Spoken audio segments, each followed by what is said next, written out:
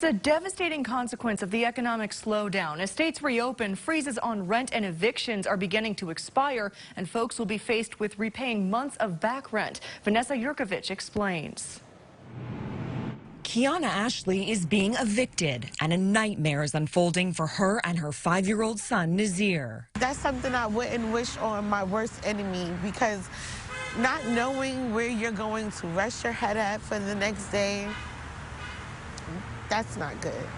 Up to 23 million Americans are at risk of eviction by the end of September. It's a housing crisis in the making. There's not really many options out here for us, when it comes to trying to find a place during this pandemic. Renters in 42 states have been protected under eviction moratoriums, postponing rent payments as the economy stutters due to COVID-19. But 40% of those moratoriums have lifted, and more than 45 million Americans are still without a job. The United States can expect an avalanche of evictions that will impact the entire community and have a cascade of additional losses, everything from financial well-being to health to housing opportunities across the country. Ashley has a Section 8 voucher, making her search for affordable housing more difficult. She's one of 50 million people who live in rentals in the U.S., experiencing job or income loss because of the pandemic, with people of color taking the brunt of it. Eviction disproportionately affects communities of color and women with children at the highest levels. Black households are more than twice as likely to be evicted as white households.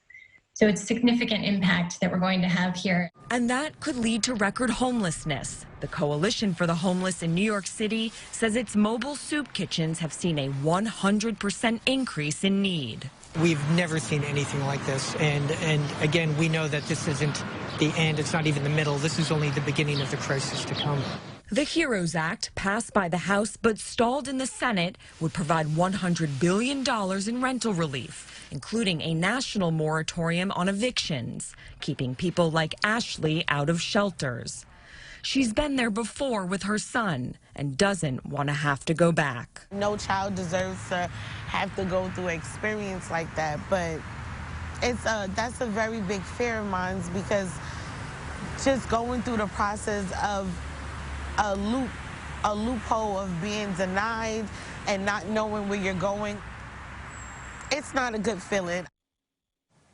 And now, in order to help people stay in their homes, states like Iowa and New York are providing rent relief bills. In New York, the bill calls for $100 million, and that's only going to cover about 50,000 renters. And that's the same amount of evictions expected Monday in New York when the eviction moratorium lifts.